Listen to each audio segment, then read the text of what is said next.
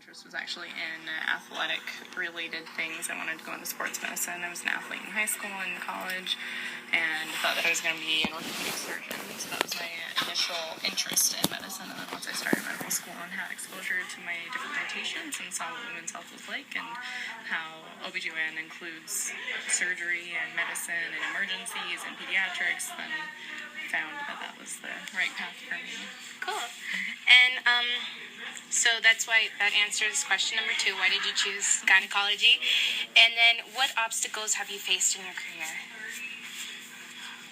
Been pretty fortunate, actually, because I had my undergraduate education paid for because I was a Gates Millennium Scholar, and so I didn't have the burden of financial stress during college, so I was able to just really focus on studies and the extracurriculars I needed for my CV and use that to apply and get into the best medical school that I was able to. So, and then medical school is challenging in and of itself just because it's very rigorous, and residency also is very rigorous, but I wouldn't necessarily call that like an obstacle that has to be overcome. It's more about just perseverance and getting through dealing with the sleep deprivation and the constant stress, but obstacles that I faced. Nothing in with the job itself, like any patients have given you a hard time? Oh, I mean, that's every day. I bet. I mean, there are a lot of interpersonal obstacles in OBGYN specifically because there are a lot of justice-based issues in terms of what you may think is the right thing for the patient to do and what they think is the right thing for themselves to do for them as the patient and their baby as like your second patient. So you always find yourself in situations where you're, like, for example, if somebody is coming in who is like 23 weeks pregnant, they're at the cusp of what we consider viable, and meaning if the baby were to be born then the baby would not survive, or we anticipate that the baby wouldn't survive and definitely wouldn't survive with good neurologic outcomes. And so frequently when somebody comes in with like their bag of water broken at 23 weeks, we counsel on ending the pregnancy. And it's a hard decision every time and a hard conversation to have with the patient every time because you can't predict what's going to happen, and you just have to give them the best information that you can, and they'll make the decision whether or not they want to try to continue the pregnancy and see what happens or terminate. So that's always like an emotional hardship that you deal with every time someone comes in with that, or anytime someone comes in with an intrauterine fetal demise, like their baby died while it's still inside. That's always hard. So there are a lot of like OB specific struggles, but I don't know that they're really like obstacles that must be overcome. It's kind of just the nature of this job. Specifically, you see a lot of happy times and a lot of sad times. Did you have a lot of support from parents, friends? Yeah, my parents were super supportive. No one in my family is in medicine, so I guess this is an obstacle I overcame. I wasn't good about establishing mentorship, which I highly recommend that you do. Mentorship. Yes, mentorship is very important, and I didn't really do a good job of doing that when I was younger and didn't really delve too much into networking. Networking is also very helpful, but since I didn't have anyone in my family in medicine, I didn't really know what to expect. I didn't know what to expect from medical school. I didn't know what the steps were. I didn't understand the hierarchies of hospitals and the people who work within them. So every step of the way was kind of a surprise. And it definitely puts you at a disadvantage when you compare yourself to people who are raised in medicine, like people whose both of their parents are doctors. It makes medical school a lot harder, actually. So I guess that's a fair obstacle. How many years in total did you do for your education?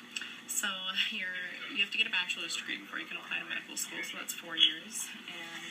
And then medical school itself is 4 years, and then depending on what specialty you want to train in, it'll range from 3 to 7 years. OBGYN is 4 years, so I'm in my second year of that. So this is year 10 post-high school training. Some people are in school for longer because they'll get a major in something else and then need to do post-baccalaureate classes to prepare for medical school, and some people take an extra year or more in medical school to get other.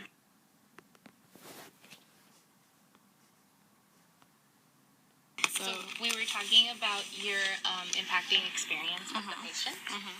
So all of the blabbering I was doing was to get to the point that, like, intern year is hard, and there are a lot of points within the year where you kind of doubt your choices in life, like doubt medicine, doubt being an OBGYN, doubt being a doctor, and wonder if there was something easier that you could have done with your life or different you could have done with your life. And that's pretty normal. Like, most people will go through those phases. And there was a patient who I had a really beautiful delivery with, and she was multiparous, meaning she had babies before, unmedicated, didn't have an epidural, and we just had a very, like, calm, natural, like,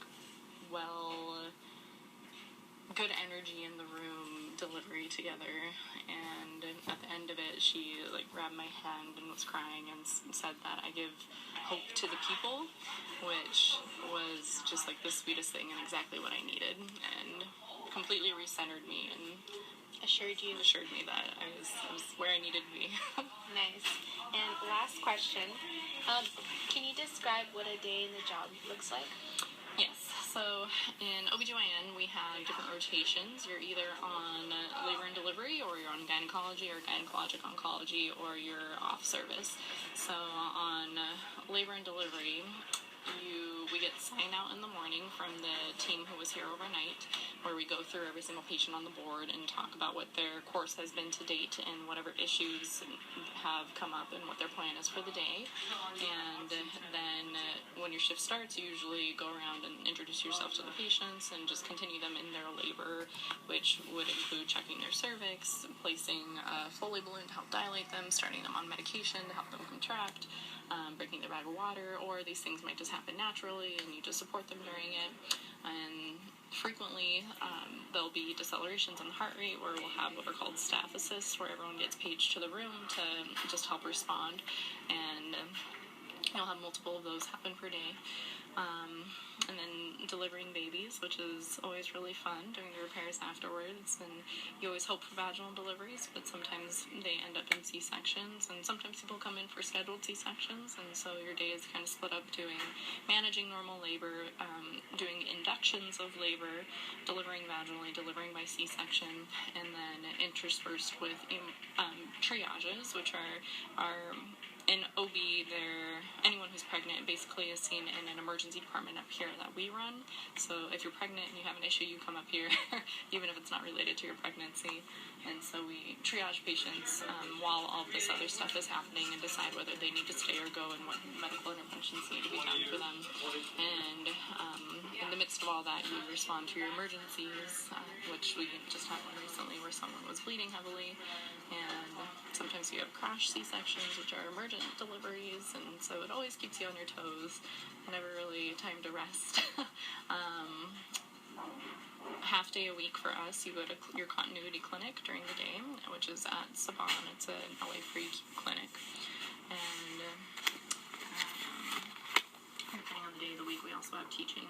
So today we had our productive didactics time, which was 3 hours of first article review, and then today one of the REI attendings taught about amenorrhea in preparation for CREOX, which is our test that we have to take every year.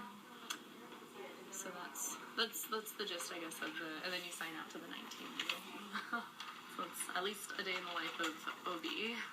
Nice.